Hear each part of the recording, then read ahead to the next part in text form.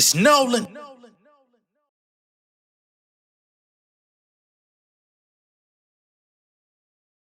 I must have forgot I'm on my Roy Jones. Flow terminally ill, talking full blown. The Ghost Rider, I wrote the script to your tombstone. Kill your favorite rappers in tandems, call it a group home.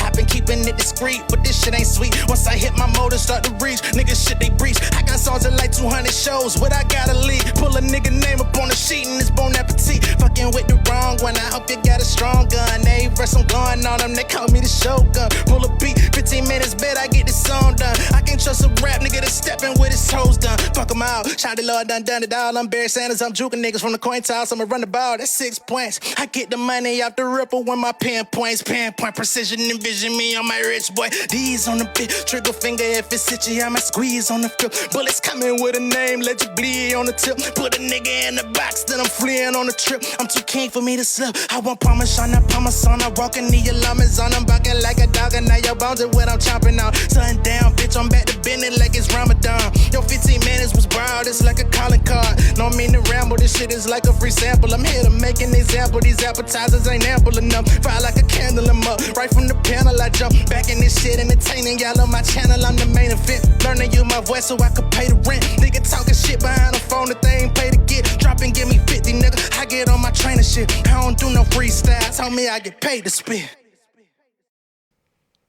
What's going on, beautiful people? It's the kid J Nolan here. Welcome back to another episode of Inside the Industry, your number one source for music, entertainment, commentary, and breakdowns. As y'all saw, that was my push-ups freestyle. Did that really in the beginning of the Kendrick and Drake battle. But I figure, since we talking about them today, might as well go ahead and revive that joint. And I want to go ahead and just send a message out there. I seen somebody that was like, hey, bro, I skip your intros. Your music is trash. Hey, what? You think I give a fuck? What? Sir, I've been doing music very long time. I done came across a lot of niggas that suck. I done came across a lot of opportunities. I ain't got to brag about what I've accomplished independently. Just know, I get plenty of compliments about the music. I make money off of my music without having to pursue it actively every day. Like, we've gotten to that point now. So, look here. If you feel some type of way about the intros, treat it like Netflix. Treat it like Hulu. Treat it like Amazon Prime. You think they give a fuck if you care about their intro? I'm the same way. But I appreciate y'all tuning in nonetheless. All right, so today's news. We're going to get into Drake.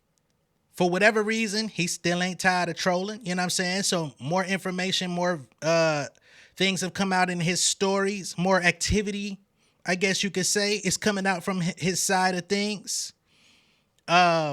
We've got 50 Cent, who clearly was siding with Drake through the entire battle with Kendrick and Drizzy. So they've linked up in Toronto. Apparently, 50 had a show out in Toronto, so I guess he had to check in with the boss out there. We're gonna get into the black women that brought the Pop Out show, as we know, Kendrick's Pop Out, to Amazon. You know what I'm saying? Because, they say behind every good man is a strong black woman. That's what they say. Well, Amazon felt no differently, so we're gonna get into them. And last but not least, we're gonna get into Latto addressing the Ice Spice situation, their little spat that they've been going on for about a year or so, and if she would engage in a full-on diss record battle with Ice Spice. We're going to get into all of those things shortly. Okay? So, first thing we want to get into is, of course, Drake and his trolling tactics, right? Now, the other day, we talked about the Schoolboy Q show in Toronto being canceled. More information was revealed. Actually, Drake is a co-owner of the venue called History out there in Toronto, which is who canceled the Schoolboy Q show. I wish I would have had that detail when I talked about it originally, but, all things considered, Schoolboy Q said it was the Toronto police. However, it was a conversation between Toronto police, between Schoolboy Q's management, the venue History, and of course, as a co-owner, Drake was one of the decision makers there.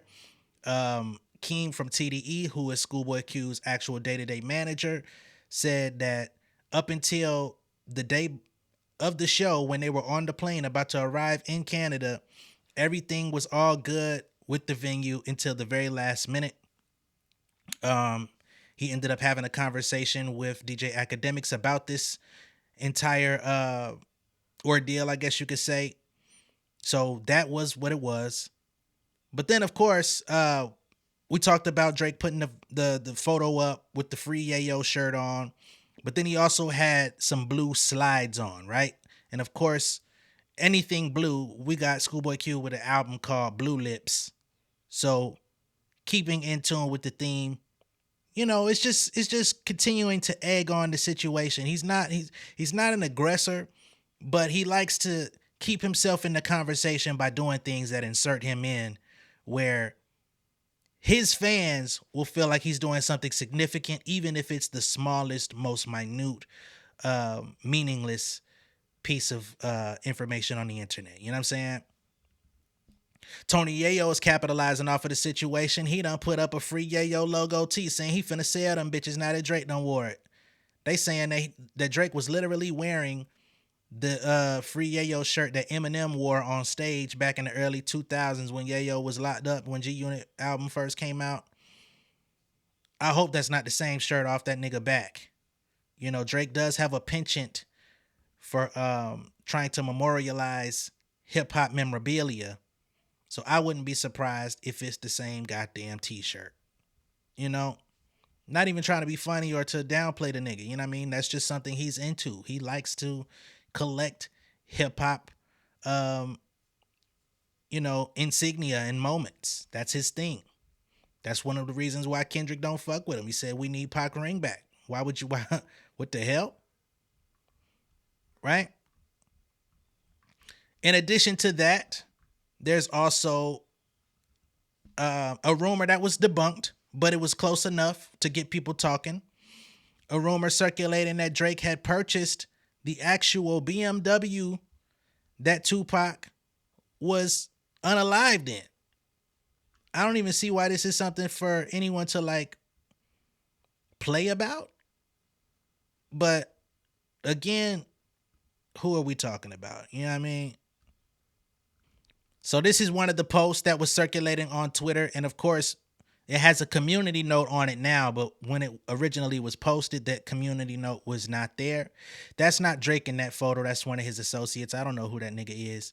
But as you can see, there's the car on the left and then there's the car on the right. And someone says Drake bought Tupac's BMW, right? And then over to the right side, we've got the 1996 BMW 7 Series Tupac Shakur sedan. BMW Tupac Shakur was shot. 1996 Murder Death Row Records Tupac, which they believe he bought for $1.5 million or something like that. Unfortunately, as you can see, I mean, anyone with a decent eye can tell those are two different vehicles. But there's a community note here that says the car in Drake's Instagram picture is an E30 coupe. Tupac was shot in a E38 sedan. But I do believe he put that up on purpose because he knew that people were going to believe that that's what it was. Because otherwise, why would he even be interested in this particular E38 sedan BMW 1996 version? We don't really see him in vintage vehicles. He got a souped up Cybertruck that he just recently bought. So again, it's just little tactics, little things. And to me, I feel like he's trying to be like a fly or a gnat in Kendrick's ear or Kendrick fans' ears, or just, you know what I'm saying? Just a little nagger. And I ain't mean to call him a naker. I'm just saying a nagger. You know what I mean? So don't take it the wrong way. Right? Like I said, he done linked up with 50. I don't know why this 50 and Drake alliance seems to be something that people are supposed to care about. Right? Nobody expected that 50 Cent and Kendrick Lamar were best friends. I knew that they had done music together. I thought that he was very supportive. He had been very supportive of not only Kendrick. He's done songs with Schoolboy Q, right? And there was a pretty strong alliance between G Unit members and TDE members at one point or another, especially since everybody was in the Aftermath Interscope camp, sanctioned through Dr. Dre. But in the heat of the battle, 50 took sides. So all of that is out the window. So now we've got 50 and Drake in a photo together. They taking pictures, they smiling, they laughing, having a great old time. Of course, y'all saw them in the thumbnail, but we're going to just bring this over here. So this is them together, hanging out. And the funny thing about it is, under normal circumstances, I never really heard 50 Cent like speak crazy praise about Drake. Out of the artists that he typically gives credit, you know what I'm saying? I'm sure he enjoyed some of his music, but he's not really somebody he would associate himself with under normal circumstances. So again, it just seems a little bit odd, seems a little bit weird, but who the fuck really cares, right? Now, on Drake's behalf, getting credibility from 50 makes him appear, a little bit stronger, like he's got some sort of backing for this war that he's trying to wage, right? Because Drake clearly feels as though it's not over with. We had his spokesman, DJ Academics, come out and talk about some new song that he heard that's allegedly taking sneak diss shots at Kendrick Lamar, which is weird to me because in Euphoria, Kendrick Lamar said, "I hate the way that you sneak diss. If I catch flight, it's going to be direct." So we already have made it past sneak disses, right? But I told y'all up front, this nigga was not going to be over it. I told y'all that from when Top Dog came out and said, "All right, y'all, it's all good. Everybody could go back home now. We've established the king of hip hop. Fuck everything else. It's over." I knew what time it was. I hope most of y'all knew what time it was. A lot of y'all said Drake don't need to do that. He need to go to sleep. He needs some milk. He need to rest up. He need to figure his life out. He need to, figure out how to stop texting young women and all that stuff. I said, hey, man, all those things considered, this nigga's not going to drop this shit. This nigga dissed Kanye for 2 years, 2 albums after squashing they issue. This nigga ain't finna let this shit go. Academics talking about some song that allegedly got played in a club in Houston. I wonder why there's no motherfucking footage of this club in Houston playing the record that's supposed to have some shots on it. You know what I mean? Like, it's just weird activity, right? And to me, it's highly disappointing because I told y'all I've not made any qualms about saying Drake is an artist that I've enjoyed throughout his career. His last few albums have been mid-sauce. You know what I'm saying? For all the dogs, in my personal opinion, is Drake's worst album of his career. Close second is Honestly Nevermind, and you can interchange 1 and 2 worse between those if it don't fucking matter. Right? But I gave some leniency on Honestly Nevermind for trying something different and doing house music at a time when niggas wasn't trying to hear that shit. I said, okay, you took a risk. First one. So now that everything has come to a head and the way he's playing this thing out, it's disappointing. I'm not a Drake apologist. I'm not a Drake super fan. He actually, I'm very transparent about the fact that Nothing Was the Same is the album that actually made me a fan. I was listening to him from early on, from the mixtapes, Room for Improvement, up until Nothing Was the Same. My favorite project from the nigga was Comeback Season, the shit with the fucking trench coat on. Peacoat, excuse me. So I was like, okay, all right. We getting back to rap. I bet. But since then, I don't know, man. Nigga been on some other shit. Right?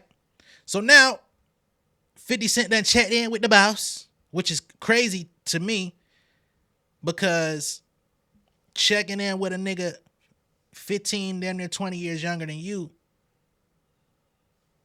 okay. But we got 50 on stage, happy as hell in Toronto, taunting with the crowd, taunting Rick Ross specifically about the fact that they put hands on him and his entourage. So here's 50.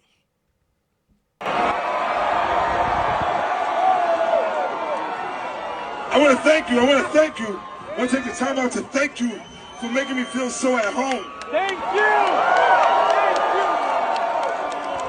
Yeah.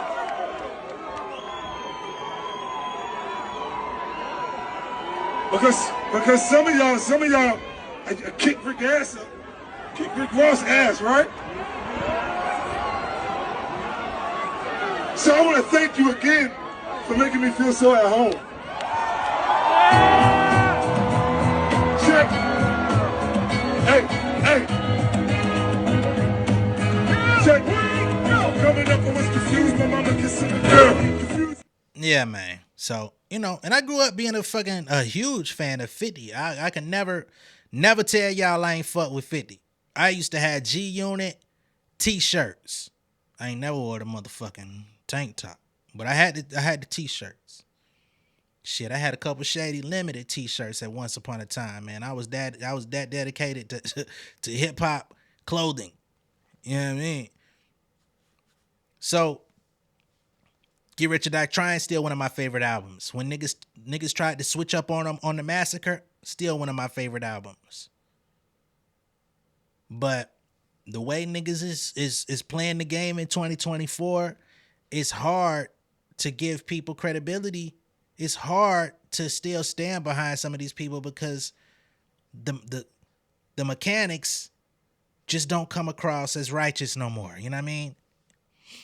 But, niggas gonna do what they gonna do. And when it's wartime, niggas form allies. Like I said, this serves a big benefit for Drake because now he has somebody who's seen as thorough, somebody who's seen as a respected voice, not only in hip hop, but just in street culture, that's co-signing his activities, his behavior, his vantage point in this feud, right?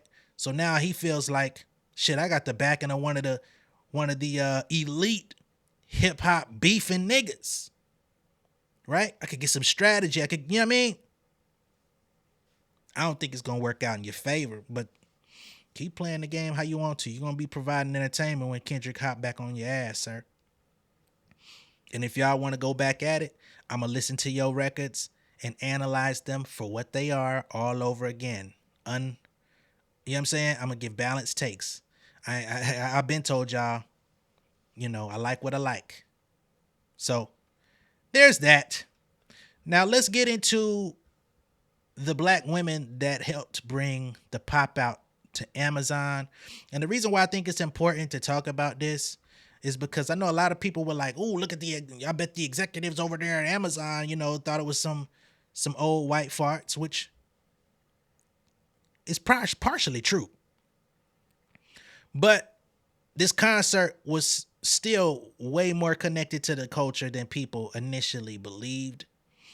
And anytime that we can give a shout out to black women for being involved in something that is monumental, something historic, something that's never really been seen, something that's never probably going to be duplicated in this form or fashion, I think it's important, right? So I'm gonna go ahead and share my screen with y'all so we can go through this. I'm not gonna spend a lot of time on it, but it deserves its mention. Okay. Hold on, y'all. My shit all fucked up. I ain't shared my screen in a little hot one. All right, bet. Let me put myself in a little corner, and then we'll be good to go. Cool. So boom, meet the women who brought Kendrick Lamar's pop-out concert to Amazon Music. K-Dot's victory lap at the Kia Forum broke the viewership record for an Amazon Music live stream in June. A couple weeks before Dr. Dre whispered, "I see dead people," to introduce the first ever live performance of Not Like Us and send the Kia Forum crowd into a frenzy, an early June phone call from an old friend got the wheels churning to bring Kendrick Lamar's pop-out concert to Amazon Music. We've already talked about Tim Henshaw, but we can't talk about this event without mentioning him. Tim Henshaw spent 5 years at Amazon Music's head of hip-hop and R&B before leaving his post in 2023 to launch the Free Lunch Agency, which Kendrick Lamar worked with for the pop-out and some charity events that have taken place afterwards. Free Lunch teamed up with Lamar to seek out live streaming partner for the Pop Out and Friends concert, and Henshaw made it a family affair when turning to his former employer. Two of the individuals tasked with bringing the Juneteenth concert to fruition were Sierra Lever, who succeeded Henshaw's role at Amazon and now leads the company's R&B and hip hop brand Rotation, along with the company's global head of content and artist marketing, Curtis Postel. Before eventually landing at Amazon, Postel spent 17 years as general manager of Dr. Dre's record label Aftermath Entertainment. Amazon Music also served as the streaming home of K-Dot's The Big Steppers tour stop in Paris in October 2022, which if you haven't seen that show, I highly recommend you check it out. It is an amazing show. It's an amazing concert, and it's a totally different vibe from what you saw with the Pop Out. I'm going to keep talking about it because it's just that good. So the familiarity from all parties was already established and a reunion made sense. Having worked for Dre for so long and Kendrick has worked with me in the past, they know my bar for excellence is really high, she confidently boasts. They knew we were going to deliver exactly what Kendrick wanted. The plan came together in a matter of days and things were quickly put into motion with all teams involved working in symbiosis when it came to the global live stream. Moving Amazon, these are big wheels to make turn and get everybody on board. I feel like we had 10 days to turn this around, get the marketing on point, Prime Video on point, to get Amazon's live stream partner Twitch on point, to get all these teams rallied behind this one thing. They had exactly 10 days to pull everything together. While refusing to pull back the curtain on fires that had to be put out in the days leading up to the concert, Postel allows that there were some really late nights and some really early mornings trying to get this done. June 19th quickly approached, and while most of corporate America had Juneteenth off, it was showtime for Amazon Music and Kendrick Lamar at the Kia Forum. Postel anxiously watched along at home with millions of fans as her Syracuse graduate colleague was on site outside the Inglewood Arena, calling plays, overseeing the operation from the trucks. Again, this is Miss Sierra Lever. K-Dot had the culture in the palm of his hand as he ran through the live debuts of his Drake psychoanalysis shakedown, Euphoria, his atomic guest first on Future and Metro Boomers Like That, and of course his climactic Not Like Us kill shot running back that last one an additional 4 times. Dr. Dre's arrival brought up on the biggest surprise of the night, with Doc welcoming his mentor to the stage for a mini set of 90s classics, Still Dre and California Love, before Dre returned the favor and introduced Not Like Us. Seeing the pair of Compton deities on stage together, deities, wow, especially hit home for Postel, an Aftermath Entertainment alum. She said, I got that pang of nostalgia. I couldn't have asked for a better hip-hop history moment for myself. Kendrick's victory lap reportedly broke Amazon Music's streaming record when it comes to live events. Without putting a specific figure on it, the team confirmed there were millions and millions of people watching as the live broadcast posted the most minutes watched of any Amazon Music production ever on Twitch and on Prime Video. And yes, Postel and Lever, along with the Amazon Music team, saw some of the viral memes joking about how Amazon executives didn't understand exactly what they signed up for, with Pyrus, Crips, and various gang sets linking up on stage together alongside other LA luminaries. We talked about it a little bit. Postel admits, I saw some meme Amazon executives didn't know what they were getting themselves into, and we laughed about it because the truth is we're the executives. Lever adds, people will be surprised who some of the executives are at Amazon Music. The reason we're able to make quick decisions is because we have people who are experts in the genre. The phone continues to ring as Amazon looks for its next cultural moment in the live streaming sector. However, they're not worried about working with Kendrick on the Pop Out, potentially severing their relationship with Drake, whom they previously collaborated with on the Larry Hoover benefit concert alongside Ye in December 2021. They say this was about culture for us. I don't think that feuding element even came into it. We don't take sides. You can say that all you want. That nigga Drake ain't gonna fuck with y'all. And if he do, it's gonna be on some troll shit. And he gonna try to find a way to outdo the Pop Out in some form or fashion, whether that's gonna be with analytics and metrics, or if he puts together the OVO Fest with some of hip hop's biggest and best and decides to partner with Amazon to do that, right? Somewhere or another, he gonna try to, if he goes back to them, he's gonna want to break the record. While Amazon released HD footage of Kendrick's epic debut of Not Like Us, the entire live stream is still missing in an official capacity for fans hoping to rewatch the historic show. Somehow, Amazon didn't foresee the craze surrounding the concert and is now working toward releasing the concert's live stream in its entirety on their platform. So at some point, they'll be able to release the full show on their platform on Amazon rather than people having to go on other content creators who basically streamed it for them. I don't know how they didn't have the foresight on this. We didn't anticipate, and neither did Kendrick, this kind of outpouring for the video on demand. We hadn't planned for it. Everyone is actively, between Kendrick's team and our team, figuring out what it's going to take to get this up. Another check. Let's be honest. I gave y'all the live. If y'all want to put this shit up again, let me get another twin with an M. With weeks to look back on the concert, Lever hailed the pop-out experience as the biggest cultural moment this year, while Postel championed being part of it as one of the top 5 amazing things she's accomplished in her decorated career. Not Like Us isn't going anywhere either, as the Drake diss returned to top the Billboard Hot 100. We've talked about that, and is a bona fide song of the summer candidate. It's blowing everything else out the water. Let's be real. The pop-out concert served as the perfect playground for Kendrick's championship parade while promoting West Coast unity with his love letter to black culture. With concert ticket prices skyrocketing across the industry, live streaming shows and bringing fans intimate experiences from thousands of miles away is providing a more important service than ever. That is a motherfucking Snapple fact. And that's what we've got for y'all on them. Salute to those two women.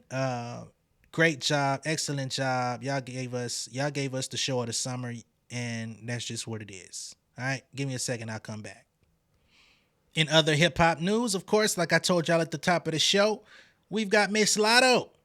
She had a conversation with Billboard recently, and she had some things to say. They asked her, hey, would you battle with Ice Spice similarly to how we saw Kendrick and Drake go, you know what I mean, put the gloves on and really get in the ring, go head to head, not just doing subliminals, not just, taking shots on the album or whatever, but doing dedicated beef raps? Will we get to see that? Latto says, I mean this in the most understanding way. I'm a fan of music. I'm not one of them, quote unquote, lyrical only, anything else is bullshit people. There's so many subgenres that I'm a fan of, like mosh pit type music. When Drake is in his melodic bag, I like that type shit. And all of it is still hip hop. If I was to do a battle, it would have to be with somebody I feel like I'm going to go tit for tat with. I really don't mean it as shade. Would she even want to do that? I feel like she's doing her in her lane. It's two different types of vibes. I don't even think she gives me like, oh, she wants to engage in actual rap beef. Everybody gonna take their little jibes in their music, and it's not even that serious to me. I feel like you should do that. Continue to. But as far as actual whole diss records to each other, I don't think she would even want to do that. I feel like, would it even make sense? It wouldn't. That is a direct quote in full from Latto regarding a potential full-on rap beef diss record engagement between herself and Ice Spice. She's not interested in it. She doesn't think that Ice Spice is even interested in it. And I am under the impression Ice Spice might surprise your ass. Now, is it going to be good? I don't know. Probably not. But the fact that you're willing to come out and speak publicly and try to speak on the behalf of both of y'all, and she's your opponent, typically what people are going to do in that situation is, okay, you don't think I'm going to take this shit serious? You think I won't get at your motherfucking ass and give you goddamn 2.5 minutes of pure pain? My album, my shit coming. And I got a deluxe on the way. I'm finna hop on your motherfucking head. Motherfuckers didn't think I was gonna get on these Nicki vibes neither. Motherfuckers didn't think I was gonna goddamn curl my shit up like this neither and put on that goddamn wig. So, I don't know. We gonna see. And if Ice Spice jumps out the window with the parachute, I think we might see Latto change perspectives on the entire situation as well. Because to be honest, if we go back like 10 years, guess what? Kendrick Lamar said the same exact quote about Drake. He said he wasn't interested in no battle like that. Y'all, they was on two different vibes. They was on two different frequencies. He wasn't sure if people in hip hop even wanted to see it. That's what he claimed. That's what he said publicly. Look where we done ended up. And we're not going to wait no motherfucking 10 years to see Ice Spice and Latto go at it. That's just not going to happen. I don't even think Latto, you know what I'm saying? Excuse me. I don't even think Ice Spice going to be here for 10. Not rapping on the mic. She might, you know what I mean? I think she's loved by Gen Z enough to maybe start doing movies and TV shows and, you know what I mean? Doing a day in her life. She might get a motherfucking film company to sponsor her YouTube channel or some shit, and she do a motherfucking reality show that is centered around her. But do I think she gonna be putting out albums 10 years from now? Hell no. Shit. So if y'all gonna get to it, get to it. If not, it's cool. Y'all really don't even got to go back and forth and trade the little shots because they not really hitting. They not really landing like that. You feel me? But we're not going to be on here all day. So that's what I got for y'all. Much love and respect. I appreciate y'all for tuning in. Be sure to like and share this video. If this is your first time seeing me on YouTube, go ahead and subscribe to the channel. Become an insider. It's so much better on the inside than out. For all you fuck niggas that be trying to play, hey, I want y'all to understand, man. I'm a grown-ass man. You're not going to hurt my feelings no matter what it is that you say. You know what I'm saying? Really, anytime that I'm really showing y'all a masterclass in restraint by being as gracious to y'all in the comments, because even when y'all be talking shit to me, I say thank you for watching. Have you not understood? I'm a hip-hop artist. We got to have tough skin. I done been through the underground circuit. I done been through the open mic circuit. I done been through everything. What you gonna say? Your music trash. Your raps is whack. You're ugly. All them theories been debunked, my nigga. People know who I am. Despite this little 13K that you see over here, the impact is much bigger. Some of the motherfuckers that I be talking about, people I've done reviews on and stuff like that, they know I be talking about them. All right? But we ain't gonna get into all that. Much love and respect. I'll catch y'all a little bit later. Y'all enjoy. Peace. King of my city and cul-de-sac. Coming out swinging like soldier rag. Leading my people like quarterback. Boy, I study this shit, I'm an almanac. Had to get up and grind. Knowledge is booming, I'm here to apply. Came with the chip and the dip, it just single the mind. We finna do more than survive. I need my check. Spinning the block for the gouda. We hitting the jeweler to flood out the net. We don't do beef for computers, I'm straight out the sewer. We come when you rest. Niggas be looking perplexed, so keeping my foot on their neck. No map, I trust my gut for the quest. With drama, I'm fully abreast. I was ready for years and they doubted me. All of a sudden they tell me they proud of me. I've been dropping these haters like calories. First I'm out, I came back with some boundaries. Stand for my honor, but too raw, no corner. Packing the stick with a drummer. Wanna catch my bad, won't fumble. I done came too far to be humble.